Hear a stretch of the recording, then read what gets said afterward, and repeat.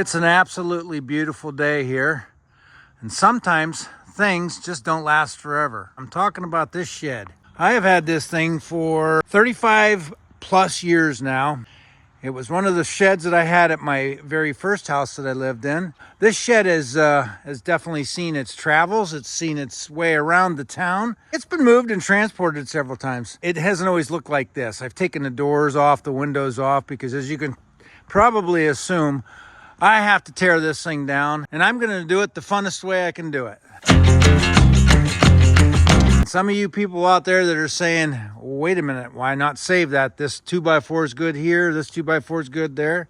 Well, the roof is completely rotted all the way through. The shingles have finally curled up and rotted away. There's holes in through the roof, and there is more mold in this building than one could ever want to be involved in. There's holes in the side walls, there's mold, there's rot. Squirrels have been in here. This floor is about shot. There was a hole patched here. I'm standing on a really soft, weak spot here. It's time. This thing has got to come down. There's really no saving this thing. It was made out of the old T111 siding. I talked about the roof. There's some, you can see daylight through there. There's a hole where a limb went through back here. It's just in no shape to repair. There's a spot up here that's just destroyed. So any of you guys out there that are saying, whoa, wait a minute, why not rebuild it? Why not restore it? No thanks. You can come get it if you want it, but I think it'll be burned up by then. It's just way too much rot, way too much mold in here for me to want to be swinging hammers and pounding stuff loose in this building. We're going to go ahead and rip this thing down and burn it up.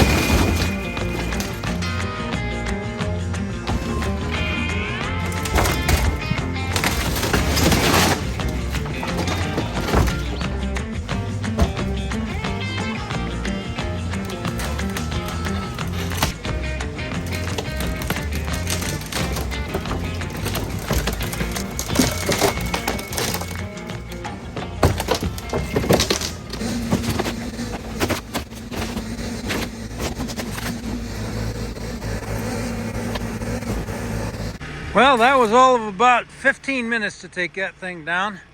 Pretty well rotted. The backside, one of the main reasons it had an issue is because over the years the dirt has sloughed off the side of the hill. was leaning up against the back side of the wood there, and you can see how rotten that is. It was rotten the whole way across the whole back side. I need to take and bust this all up, munch it all down real good so it will all fit into the burn pit there. It's supposed to have rain here tomorrow. I don't want to go ahead and start burning all this up until we're actually got raining, because it has been pretty dry around here.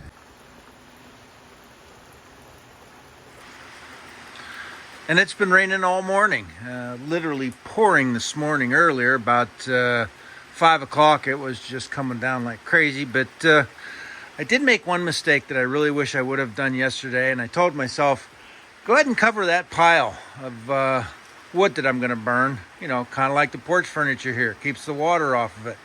Well, stupid me, I got busy and going, and it was dark last night. And I came back in and I realized I never did cover it. So I guess I'm going to have to try to get wet wood to burn today. We'll see what happens. Lesson be told, cover your wood. Well, it finally quit raining here. And in order to burn up that wet pile of mess, which, like I said, I wish I would have covered it with a tarp or something, I actually have to use this really good dry firewood with a really hot fire underneath it. Got to get it going, got to get it burning real good before I start loading that wet stuff on. I'm hoping that some of the stuff down underneath it is drier than what's on top. I'm pretty sure that my smokeless fire pit will no longer be a smokeless fire pit. All right, I wanted to show you this real quick. Made myself a one-eye custom phone mount. I use the rock form cases with magnetic backs. So I make a plate and just a little metal plate. Adapted it to one of my ball pivot camera mount things. Stick that on there, and hopefully now what you guys see through the excavator's eyes out front here. Most people mount them up behind them so you see the side of their head or the side of their ear. I don't think you need to see the ear hair that I grow, so I'll just do it this way and give you a better, closer look. Let's go ahead and start throwing some of this stuff on. I want to mix it over, take some of this stuff off the top. See if I can find some drier stuff on the bottom. This stuff there looks like it's a little bit better.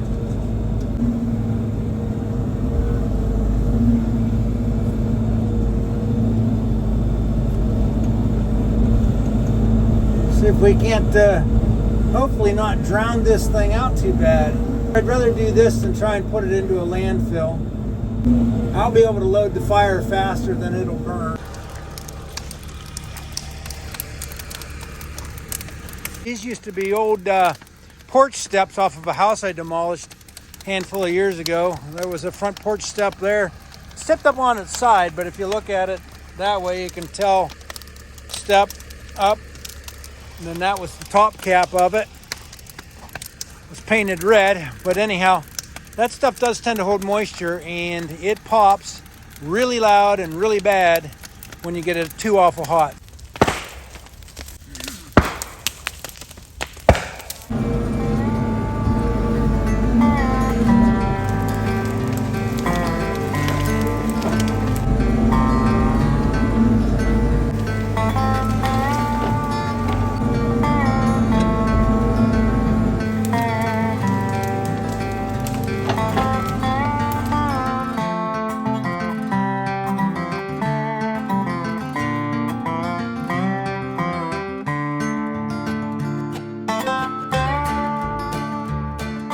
Went and put my 1 foot wide trenching bucket on it. It's got a flat tooth that I made for the front of it, just so I could do a real clean flat bottom ditches. But I put it on because it's got a little bit tighter of a bite gap on it here, and some of this plywood and all that stuff wanted to get a good bite on it. So now I can clamp down. The grapple bucket I've got has got a much bigger gap in here. Works perfect for trees, but not so much for small 2x4s and plywood.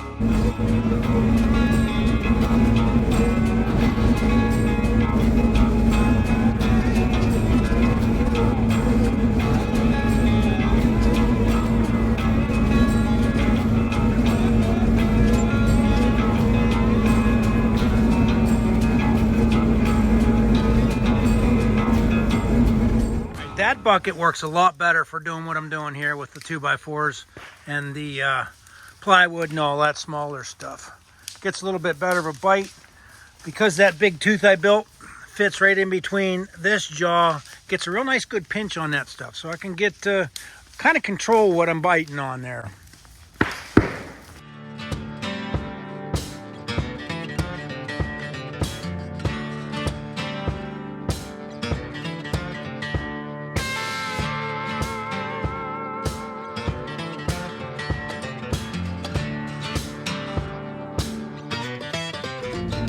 Let's just kind of flip it up and see what it looks like.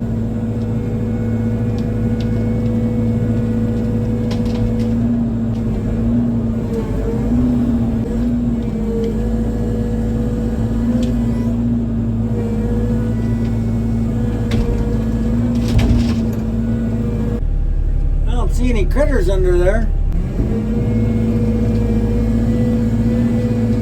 Got all 12 by 24 of it stood up. You can see the way they built them underneath there. As you can see right there in the middle of the screen, just below my thumb on the bucket, is where that floor was patched when it broke through probably 25 years ago. I think I had a pallet jack in there and the weight of it broke through that. Patched it up and was good to go for another 20 plus years. So now I'm gonna bust this thing up.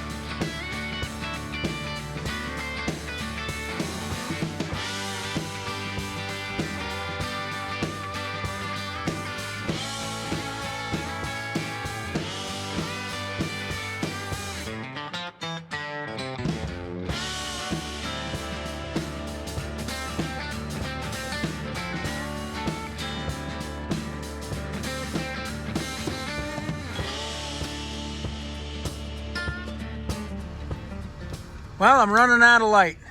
Had to turn the lights on the excavator. Got just a small little pile of plywood left to go.